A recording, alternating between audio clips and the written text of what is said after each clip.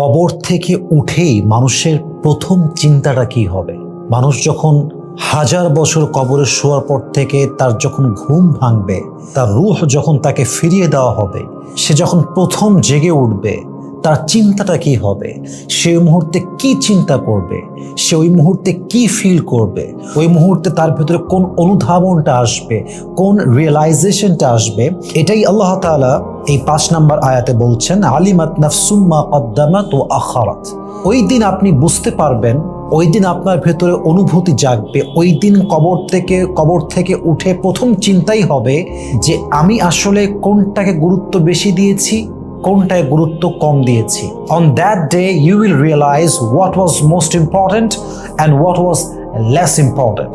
কোনটা গুরুত্ব বেশি ছিল, কোনটা গুরুত্ব কম ছিল, কোনটা বেশি জরুরি ছিল, কোনটা কম জরুরি ছিল, সেই দিন মানুষ এই কথাটাই প্রথমে ভাববে। এটাকে আমি আরেকটু ব্যাখ্যা করতে চাই। দেখেন, প্রথম 4 আয়াতে আল্লাহ তাআলা সূরাতুল ইনফিতারে কিয়ামতের বর্ণনা করেছেন। ইদাস সামাউ ফাতারাত, যখন আসমানটা বিদীর্ণ হয়ে যাবে। ওয়াইদাল কাওয়াকিবু ইনতাসারাত, when the stars fall away, তারাগুলো বিক্ষিপ্ত হয়ে পড়বে। ওয়াইদাল বিহারু ফুজ্জিরাত, সমুদ্রগুলো তার পানিগুলো সুনামি ঝড় হলে যেমন উতলায় উতলায় পড়ে, সমুদ্রের পানিগুলো উতলায় উতলায় পড়বে। ওয়াইদাল কুবুরু বু'থিরাত, কবরগুলো থেকে মানুষ যারা আছে, কবরগুলো থেকে এরকম খুঁড়ে খুঁড়ে বের করা হবে।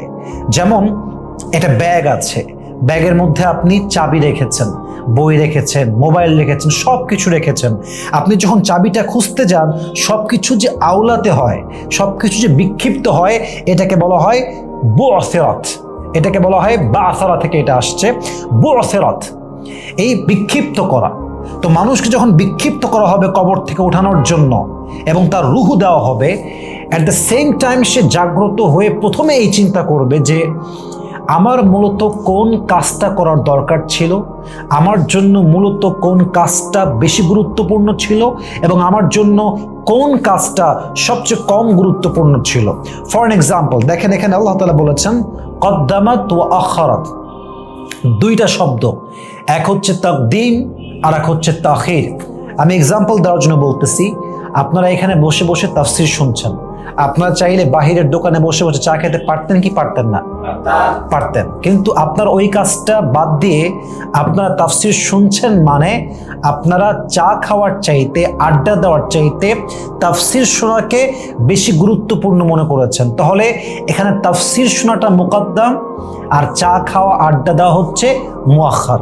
আবার বলছেন আল্লাহ তাআলা বলছেন কিয়ামতের যখন ভাইব শুরু হয়ে যাবে, কিয়ামত যখন একদম ফাইনাল, এটা হচ্ছে 3rd রাউন্ড, যখন ফাইনাল ফু দেওয়া হবে, সবাই দাঁড়াবে, সবাই উঠবে, মানুষের প্রথম চিন্তা, মানুষ যখন দেখবে যে আকাশগুলো ভেঙে পড়ে আছে, পুরো পৃথিবী বিক্ষিপ্ত হয়ে আছে, পাহাড়গুলো চূর্ণ বিচূর্ণ হয়ে গেছে, মানুষগুলো সব দৌড়াচ্ছে, মানুষগুলো সব হতাশ, এই প্রথম যে মানুষের চোখ খোলার পরের মুহূর্তটা, প্রথম চিন্তায় মাথায় আসবে কোন জিনিসটা, কোনটা বেশি গুরুত্ব দিয়েছি, কোনটা কম গুরুত্ব দিয়েছি, কোনটা মুকদ্দম করেছি, কোনটা মুআখার করেছি। যেমন মনে করেন একজন মেয়ে যার জন্য পর্দাটা অনেক গুরুত্বপূর্ণ এবং তার জন্য পর্দাটা হচ্ছে ফরজের বিধান, অর্থাৎ পর্দা মেইনটেইন করা, হিজাব মেইনটেইন করা, নিকাব মেইনটেইন করা, it has been made obligatory, এটা ফরজ করা হয়েছে।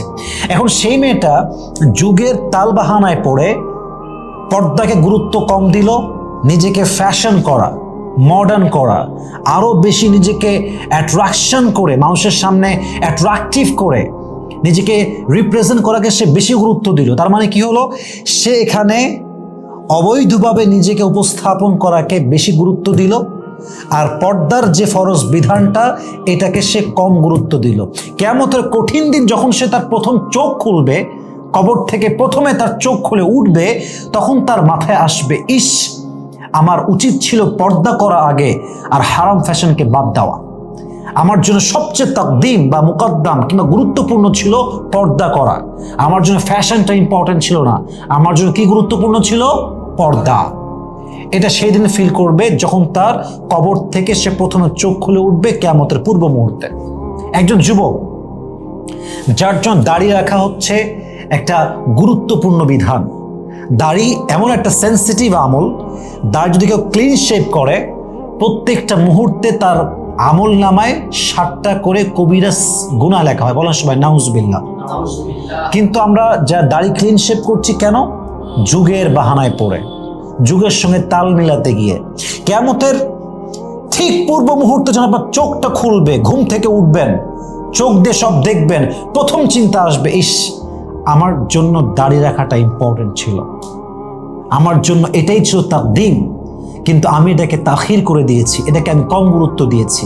যেই বাবা ভাবতেছেন ছেলেকে বিদেশ পাঠাইতে হবে, মালয়েশিয়া যাবে, ইটালি যাবে, দুবাই যাবে, লন্ডন যাবে, আমেরিকা যাবে, টাকা নাই, কেমনে টাকা পাওয়া যায়? সুদের ভিত্তিতে লোন নেওয়া লাগবে।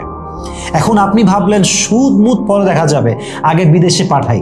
তাহলে এখানে আপনার বিদেশে পাঠানোটা হচ্ছে মুকদ্দাম আর সুদটা হচ্ছে মুআখার।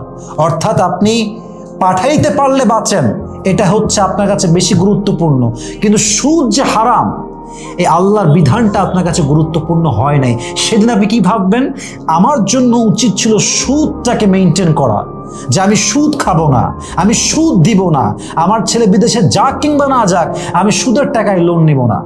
এটাই হচ্ছে মুকদ্দাম এবং মুআখার। প্রত্যেকটা মানুষ সেদিন ভাববে যে আমি কোন বিষয়টাকে আগে রেখেছিলাম, কোন বিষয়টা পরে রেখেছিলাম। আরো এক্সাম্পল দিচ্ছি। আজান হচ্ছে, নামাজের সময় হয়ে গিয়েছে, আপনি ভাবছেন আচ্ছা নামাজটা আমি পরেই পড়ব, আগে কাজটা করি। আপনি কাজ করতে করতে নামাজটাকে বাদই দিয়ে দিলেন, তাহলে আপনি এখানে নামাজকে মুআখার করলেন আর কাজকে মুকদ্দাম করলেন। অথচ আপনার উচিত ছিল নামাজটাকে মুকদ্দাম করা, অর্থাৎ নামাজকে মোস্ট প্রায়োরিটি লিস্টে নাম্বার 1-এ রাখা, এবং কাজ পরে, কাজের সময় কাজ, নামাজের সময় নামাজ। কিন্তু আপনি কি করলেন? আপনি নামাজকে মুআখার করলেন আর কাজকে মুকদ্দাম করলেন। আল্লাহ এটাই বলছেন, আলিমাত নাফসুম মা কদ্দামাত ওয়া আখারাত। কিয়ামতের 3 নাম্বার ফু যখন হবে, মানুষ যখন তার রুহুটা পেয়ে কবর থেকে উঠবে, চোখ খুলবে, তার প্রথম চিন্তা হবে, ইস, আমি কোন কাজটাকে বেশি গুরুত্ব দিয়েছি, কোন কাজটাকে আমি সবচেয়ে কম গুরুত্ব দিয়েছি। এবং সে বুঝবে যেটা আমার বেশি গুরুত্ব দেওয়া দরকার ছিল তা আমি কম গুরুত্ব দিয়েছি, যেটা আমার কম গুরুত্ব দেওয়া দরকার ছিল সেটাকে আমি বেশি গুরুত্ব দিয়েছি। অতএব এটা আপনাদের মূল মেসেজ। আজ থেকে যখনই 2টা সাবজেক্ট সামনে আসবে, এক হচ্ছে পরকাল আর এক হচ্ছে দুনিয়া, আমি আবারও বলছি, এখন থেকে এই আয়াত থেকে শিক্ষা হচ্ছে আমাদের লাইফে যখনই 2টা সাবজেক্ট আসবে, এক হচ্ছে দুনিয়া আর এক হচ্ছে পরকাল, আমাদের ফার্স্ট প্রায়োরিটি, প্রথম গুরুত্ব আমরা দিব পরকালকে, তারপরে দেব দুনিয়াকে। এবার আমি প্রশ্ন করতে চাই, আপনার উত্তর দিবেন। দুনিয়াও আসছে, পরকালও আসছে, 2টার অপশন আপনার কাছে আছে। আপনি কি দুনিয়া বেছে নেবেন না পরকাল বেছে নেবেন? পরকাল। তাহলে আল্লাহ তাআলা বলছেন, আলিমাত নাফসুম মা কদ্দামাত ওয়া আখারাত, on that day they will realize what did they put in front and what did they put in behind. তারা কি পিছে রেখে এসেছে এবং তারা কি সামনে রেখে এসেছে, অর্থাৎ তারা কোন কাজকে বেশি গুরুত্ব দিয়েছে, কোন কাজকে কম গুরুত্ব দিয়েছে। আল্লাহ আমাদের সবাইকে এই কথাটা মানা বোঝা এবং আমল করার তৌফিক দান করুক। আমরা সকলে পড়ছি আমিন।